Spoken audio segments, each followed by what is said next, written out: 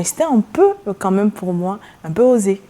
Non, c'est osé, mais derrière, je pense que ça fonctionne. Le ballon arrive dans la zone dangereuse, il arrive dans le dernier tiers. Tout ce qui manque, c'est la qualité et la finition. Ouais. Hier, Iliman Ndiaye, je crois que c'était sa première titularisation. C'est un joueur, enfin moi je le suis depuis longtemps. Il est à Sheffield United et il a énormément de qualité. Il joue dans un championnat aussi qui est très physique.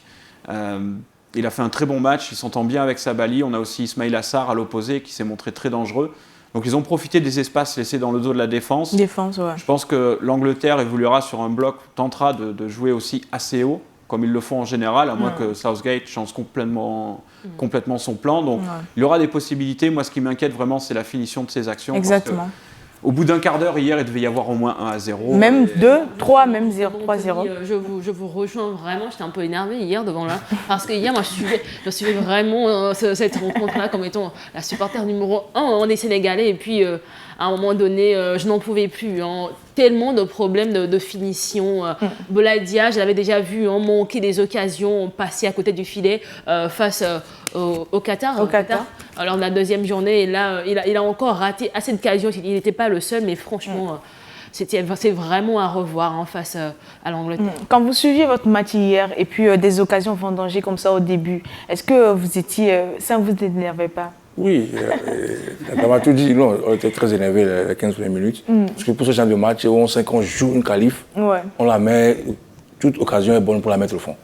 Et ils ont vendangé beaucoup d'occasions, on a eu chaud. On a eu chaud, j'adore. On était devant une bière fraîche, mais on la buvait chaudement. La bière. On a eu chaud tout au long de ce match. Mais il faut aussi comprendre que c'est la pression sur le terrain. La Russie, c'est leur donner un mental très fort, aller gagner, aller me chercher ça.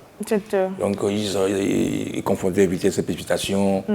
Mais je crois que, comme l'a dit Anthony, ils ont tout fait à la fin pour marquer. Mais avec l'Angleterre, voilà, j'en venais à cette pression. Il va falloir se le jouer très tôt.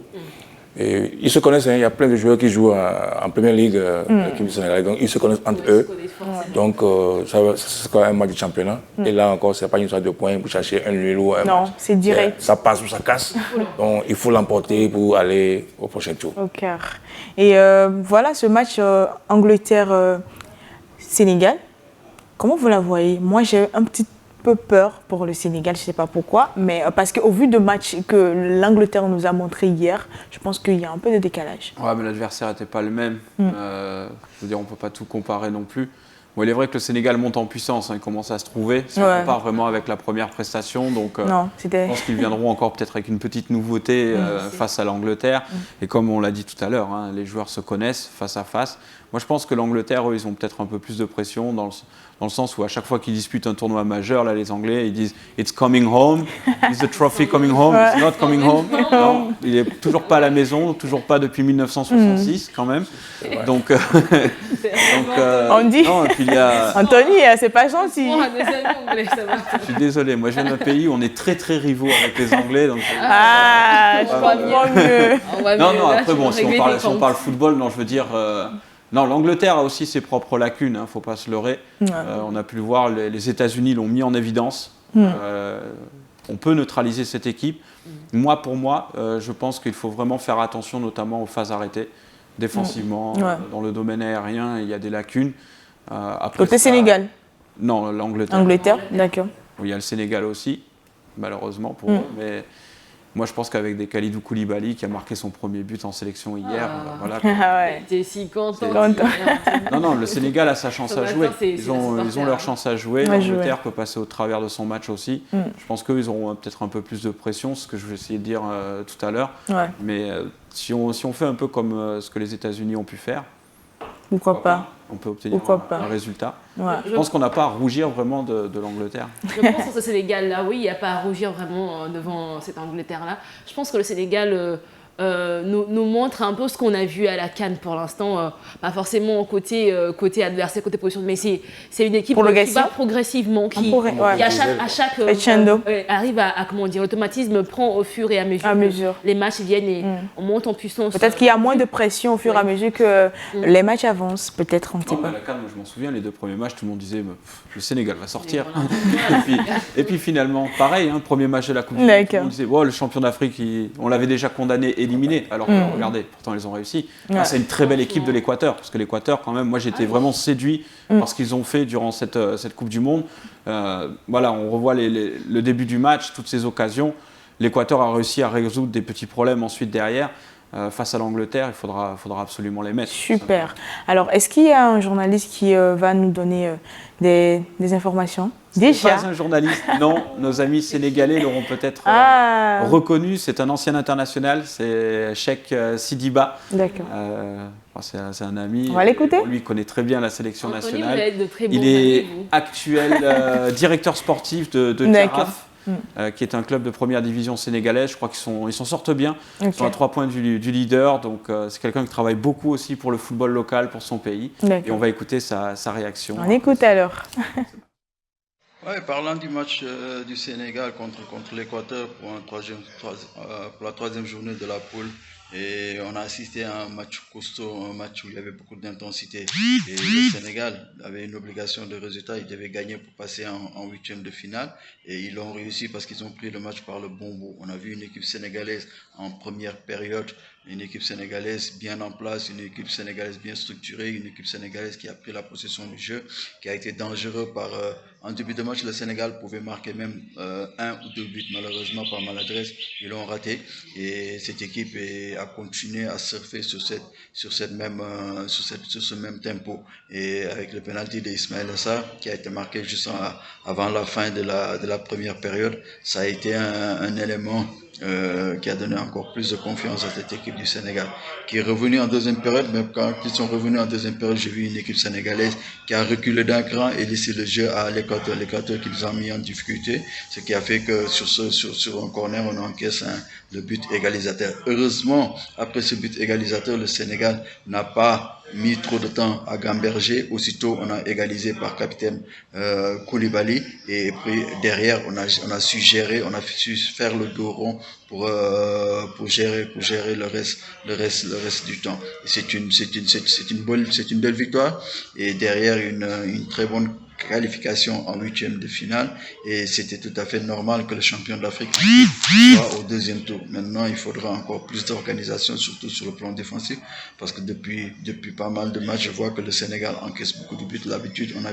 on jouait des matchs, on n'encaisse pas beaucoup, mais aujourd'hui, je vois que à pratiquement chaque match, on encaisse un but, et surtout sur des centres. Donc, il faudrait encore plus de concentration, plus de rigueur sur les balles arrêtées ou les centres qui viennent des côtés. Mais c'est une belle victoire, et il faut bien dire bravo à ces gosses, parce que ça a été dur. Mais ils ont bataillé, ils se sont battus, ils ont su faire le dos rond quand il le fallait, et surtout dans nos temps faibles, on a su gérer nos temps faibles, et vraiment bravo à ces gosses, et on attend le huitième de finale avec beaucoup d'impatience.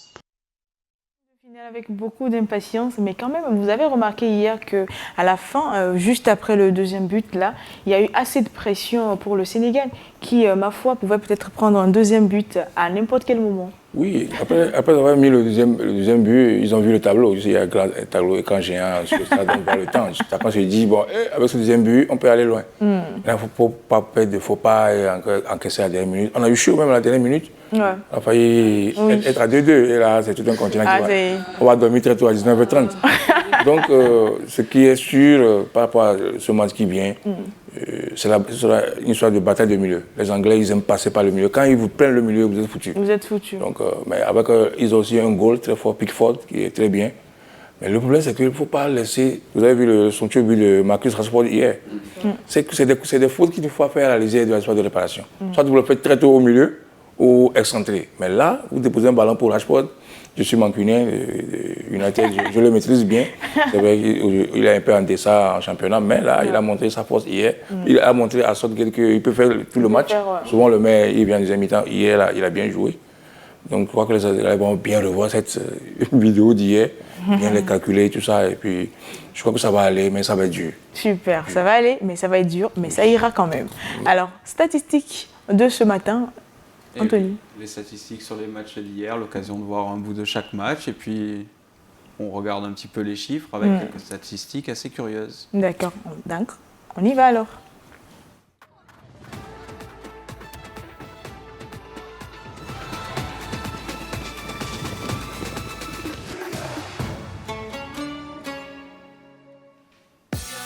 Kalidou Koulibaly avec son premier but en sélection nationale. Il ne pouvait pas choisir de meilleur moment. Le Sénégal est la 3e nation africaine à sortir des phases de groupe en Coupe du Monde au moins 2 fois, après le Nigeria en 94, 98 et 2014 et le Ghana qui l'avait fait en 2006 et en 2010. Oui, écoutez bien.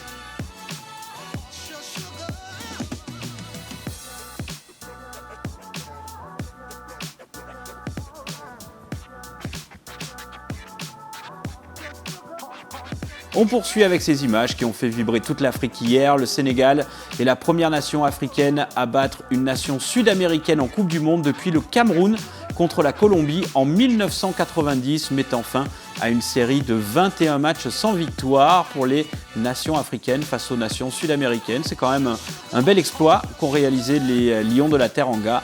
Sur la série de 21 matchs sans victoire, il y avait eu 4 nuls et 17 défaites au total.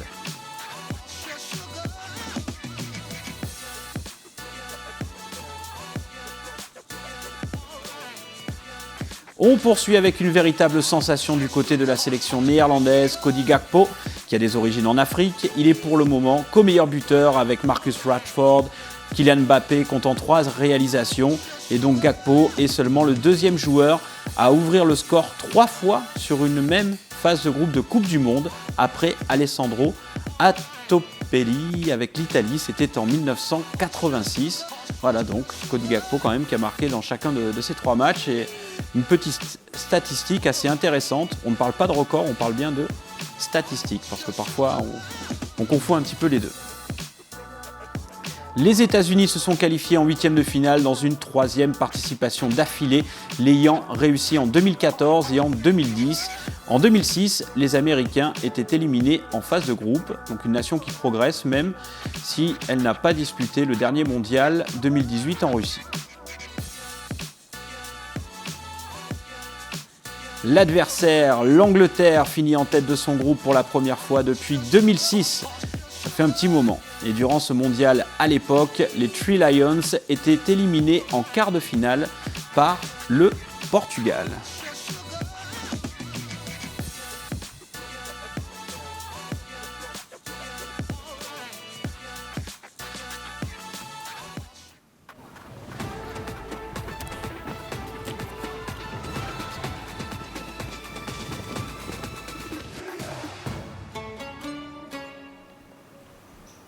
Alors on vient de suivre ces statistiques-là et puis ce joueur Cody Gakpo qui, ma foi, fait un très beau match, en tout cas pour cette belle Coupe du Monde. 3 buts déjà en 3 matchs, c'est exceptionnel.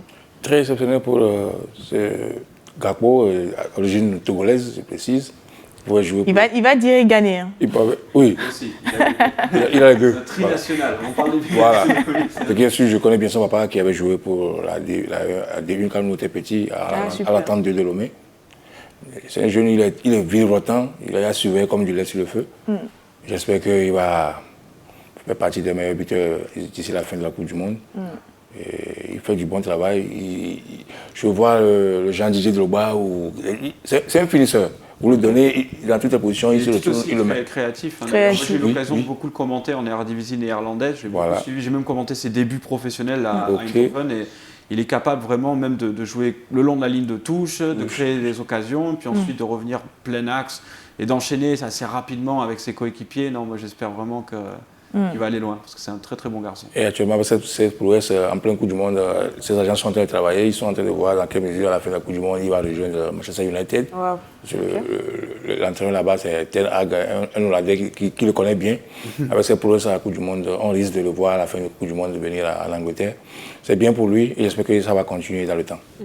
Et globalement, au vu de tous ces matchs qu'on a suivis hier, avec toutes ces statistiques, lequel de ces matchs-là a eu assez de bonnes choses? De bonnes choses. On en a vu un petit peu partout. Bon, les bonnes choses, elles sont au Sénégal en ce moment, donc on va surfer sur cette vague.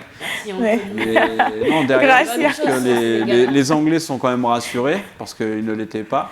Et non, les États-Unis aussi, qui atteignent les 8e de finale, ça montre bien quand même que c'est une équipe sur laquelle on peut compter. Déjà depuis un moment. Et comme je l'ai dit plusieurs fois. Et ce n'est pas aussi... ils ne sont pas trop football, hein. Ça progresse, hein, je veux dire, moi j'ai commenté la Major League Soccer nord-américaine, vous allez à Atlanta, vous allez voir 80 000, 90 000 personnes au stade. Attention, c'est un peu pareil, il y a 10 ans, c'est plus du tout la même chose. La Major League Soccer, c'est un championnat qui a évolué, ça se ressent aussi sur cette équipe nationale. Vous voyez, vous avez beaucoup de joueurs qui viennent de Boca Juniors, de River Plate, qui sont en MLS. Aujourd'hui, beaucoup de Sud-Américains voient la MLS comme un palier avant d'aller en Europe. Et j'ai un exemple comme ça, c'est Miguel Almiron, le Paraguayen qui évolue à Newcastle United. Donc, non, les États-Unis, je pense que ça va être intéressant de voir ce qu'ils peuvent faire en 8e de finale, avec une jeune équipe, hein, tout de même. Super.